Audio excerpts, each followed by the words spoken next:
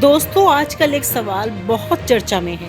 आखिर गौतम अडानी का क्या हो रहा है? जिस आदमी को कभी पीएम नरेंद्र मोदी का सबसे करीबी माना जाता था, जिसे हर बड़े प्रोजेक्ट में सबसे आगे देखा जाता था, वो आजकल कई जगहों पर पीछे क्यों दिखाई दे रहा है? कभी एयरपोर्ट का ठेका, कभी पोर्ट्स, कभी बिजली और स्मार्ट मीटर प्रोजेक्ट्स। हर जगह अडानी का नाम सुनाई देता था, लेकिन अब लगातार खबरें आ रही हैं कि उनके ग्रुप के कई टेंडर कैंसिल कर दिए गए हैं या उन्हें बिड जीतने के बावजूद काम नहीं दिया गया। लोग कह रहे हैं कि इसमें सिर्फ कॉर्पोरेट का खेल नहीं है, बल्कि सीधा पॉलिटिक्स का कनेक्शन है। अगर हम ताज़ा फैक्ट्स देखें तो सबसे बड़ा मामला बिजली वितरण से जुड़ा है। Uttar Pradesh power distribution company ने करीब 5,400 करोड़ के स्मार्ट मीटर प्रोजेक्ट का टेंडर निकाला है। अडानी ग्रुप ने बोली लगाई और सबसे कम कीमत दी, यानी लोएस्ट बिडर वही बने। आमतौर पर लोएस्ट बिडर को कॉन्ट्रैक्ट मिल जाता है, लेकिन यहाँ अचानक निविदा रद्द कर दी गई। आधिकारिक कारण दिया गया कि अनिवार्य कारणों से टेंडर कैंसिल हो गया है। यही नहीं, तमिलनाडु में भी स्मार्ट मीटर प्रोजेक्ट का टेंडर अडानी को मिला था, लेकिन जब कंपनी ने कीमत कम करने से इनकार कर दिया तो पूरी प्रक्रिया ही खारिज कर दी गई। अब सोचिए, एक तरफ बोली जीतने के बाद भी काम हाथ से निकल जाए तो मैसेज साफ है, फिर कुछ तो खेल चल रहा है। यही नहीं दोस्त, हिंडनबर्ग रिपोर्ट के बाद से माहौल और बदल गया है। रिपोर्ट्स में अडानी ग्रुप पर आरोप लगाए गए हैं कि उनके अकाउंट्स और कंपनियों में पारदर्शिता की कमी है। विदेशी इन्वेस्टर्स का भरोसा हिला है, शेयरों की कीमतें गिरी और सरकार को भी डिफेंसिव होना पड़ा। पीएम मोदी हर मंच से अडानी और अंबानी का जिक्र गर्व से करते थे, लेकिन अब हालात ये है कि वो अडानी का नाम तक नहीं लेते और नाम लेने से बच भी रहे हैं। संसद से लेकर पब्लिक स्पीच तक में दूरी साफ दिखाती है और यही पॉलिटिकल सिग्नल है कि अब अडानी को उतनी खुली सपोर्ट नहीं मिल रही जितनी कभी मिलती थी। यहाँ एक और बड़ा एंगल है अमित शाह। जी हाँ, लोग कहते हैं कि आजकल सरकार को असली कंट्रोल करने वाले शख्स अमित शाह ही हैं। मोदी भले प्रधानमंत्री हैं, लेकिन फैसले और पावर गेम शाह के हाथ में ज़्यादा दिख रहा है। और शाह की दिलचस्पी पावर सेक्टर यानी बिजली वितरण और एनर्जी प्रोजेक्ट में काफ़ी बढ़ गई है। आपको याद होगा कि नितिन गडकरी लंबे समय तक बीजेपी में बड़े ताकतवर नेता माने जा रहे हैं। सड़क और इंफ्रास्ट्रक्चर प्रोजेक्ट उनके पास रहे, लेकिन अब चर्चा है कि गडकरी को धीरे धीरे किनारे किया जा रहा है और यह काम किसी और के नहीं बल्कि अमित शाह ने किया है। क्यों? क्योंकि पावर सेक्टर और इंफ्रास्ट्रक्चर वही जगह है जहां से सबसे ज़्यादा पैसा और इन्फ्लुएंस आता है। गडकरी को लेकर हाल ही में एक विवाद भी उठा। E20 फ्यूल रोल आउट पर गडकरी ने खुद कहा कि उनके खिलाफ पेड कैंपेन चलाए जा रहे हैं। यह आरोप उन्होंने खुले मंच पर लगाया है। अब सोचिए, जब एक कैबिनेट मिनिस्टर कहे कि उनके खिलाफ पेड कैंपेन हो रहे हैं तो साफ है कि अंदरूनी राजनीति में आग लगी हुई है और इसी आग का असर बिजनेस हाउसेस पर भी पड़ता है।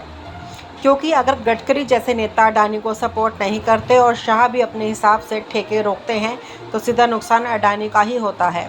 अब ज़रा याद कीजिए मोदी अंबानी का मामला। कांग्रेस की सरकार के दौरान अंबानी दोनों तरफ फंडिंग करते थे, बीजेपी को भी कांग्रेस को भी, लेकिन मोदी ने एक बार साफ लाइन खींच दी, अगर हमारे साथ हो तो केवल हमारे साथ रहो। यही वजह है कि कमलनाथ के घर में जो कैश पड़ा गया उसमें अंबानी का नाम उछला और उसके बाद अंबानी को काफ़ी नुकसान झेलना पड़ा। अब वही सीन अडानी के साथ भी रिपीट हो रहा है। फ़र्क बस इतना है कि इस बार मामला मोदी अडानी का नहीं बल्कि शाह और गडकरी जैसे पावर सेंटर के बीच है। उत्तर प्रदेश का हाल भी देख लीजिए। योगी आदित्यनाथ इन दिनों अपने दम पर बड़े फैसले ले रहे हैं। इंफ्रास्ट्रक्चर, बिजली और मेट्रो प्रोजेक्ट में योगी अपनी पकड़ मजबूत करना चाहते हैं और यही वजह है कि कई जगहों पर अडानी ग्रुप को उतनी आसान एंट्री नहीं मिल रही। यूपी की सरकार चाहती है कि प्रोजेक्ट्स उनके भरोसेमंद लोकल और रीजनल खिलाड़ियों को जाएं ताकि पॉलिटिकल क्रेडिट उन्हीं के पास रहे। पर सवाल ये है कि जब मोदी और शाह का सपोर्ट थोड़ा कमज़ोर हुआ है तो क्या योगी भी अडानी को सीधा रास्ता देंगे? जवाब साफ है, फिलहाल नहीं। सवाल उठता है कि क्या अडानी पूरी तरह से आउट हो गए? जवाब है नहीं। कुछ जगहों पर उन्हें अभी भी बड़ी जीत मिली है, जैसे केदारनाथ, सोनप्रयाग रोपवे प्रोजेक्ट, जिसकी लागत करीब 4,000 करोड़ है। यह प्रोजेक्ट अडानी ग्रुप को ही मिला है और इससे यात्रा का समय 8 घंटे से घटकर सिर्फ 36 मिनट हो जाएगा। इसी तरह हाल ही में बिहार में पिपरांटी थर्मल पावर प्लांट के लिए बिजली सप्लाई एग्रीमेंट भी अडानी पावर के साइन किया। यानी पूरी तरह से खेल से बाहर नहीं है, लेकिन जितना दबदबा पहले था वैसा अब नहीं है। दोस्तों, राजनीति और बिजनेस का रिश्ता हमेशा से गहरा रहा है। पैसा चुनाव को चलता है और चुनाव सत्ता को। इसलिए बड़ा बिजनेसमैन हमेशा किसी न किसी नेता का हाथ पकड़े रहता है, लेकिन जब वही नेता अपनी पोजीशन बदल दे तो बिजनेसमैन का सारा खेल बिगड़ जाता है। अडानी के साथ अभी भी यही हो रहा है। एक तरफ शेयर मार्केट और फाइनेंशियल प्रेशर, दूसरी तरफ पॉलिटिकल गेम। नतीजा ये है कि टेंडर जीते भी तो कैंसिल, डील पक्की भी तो अटक। अब सोचिए, एक तरफ बोली जीतने के बाद भी काम हाथ से निकल जाए तो मैसेज साफ है, फिर कुछ तो खेल चल रहा है। यही नहीं दोस्त, हिंडनबर्ग रिपोर्ट के बाद से माहौल और बदल गया है। रिपोर्ट्स में अडानी ग्रुप पर आरोप लगाए गए हैं कि उनके अकाउंट्स और कंपनियों में पारदर्शिता की कमी है। विदेशी इन्वेस्टर्स का भरोसा हिला है, शेयरों की कीमतें गिरी और सरकार को भी डिफेंसिव होना पड़ा। पीएम मोदी हर मंच से अडानी और अंबानी का जिक्र गर्व से करते थे, लेकिन अब हालात ये है कि वो अडानी का नाम तक नहीं लेते और नाम लेने से बच भी रहे हैं। संसद से लेकर पब्लिक स्पीच तक में दूरी साफ दिखाती है और यही पॉलिटिकल सिग्नल है कि अब अडानी को उतनी खुली सपोर्ट नहीं मिल रही जितनी कभी मिलती थी। यहाँ एक और बड़ा एंगल है अमित शाह। जी हाँ, लोग कहते हैं कि आजकल सरकार को असली कंट्रोल करने वाले शख्स अमित शाह ही हैं। मोदी भले प्रधानमंत्री हैं, लेकिन फैसले और पावर गेम शाह के हाथ में ज़्यादा दिख रहा है। और शाह की दिलचस्पी पावर सेक्टर यानी बिजली वितरण और एनर्जी प्रोजेक्ट में काफ़ी बढ़ गई है। आपको याद होगा कि नितिन गडकरी लंबे समय तक बीजेपी में बड़े ताकतवर नेता माने जा रहे हैं। सड़क और इंफ्रास्ट्रक्चर प्रोजेक्ट उनके पास रहे, लेकिन अब चर्चा है कि गडकरी को धीरे धीरे किनारे किया जा रहा है और यह काम किसी और के नहीं बल्कि अमित शाह ने किया है। क्यों? क्योंकि पावर सेक्टर और इंफ्रास्ट्रक्चर वही जगह है जहां से सबसे ज़्यादा पैसा और इन्फ्लुएंस आता है। गडकरी को लेकर हाल ही में एक विवाद भी उठा। E20 फ्यूल रोल आउट पर गडकरी ने खुद कहा कि उनके खिलाफ पेड कैंपेन चलाए जा रहे हैं।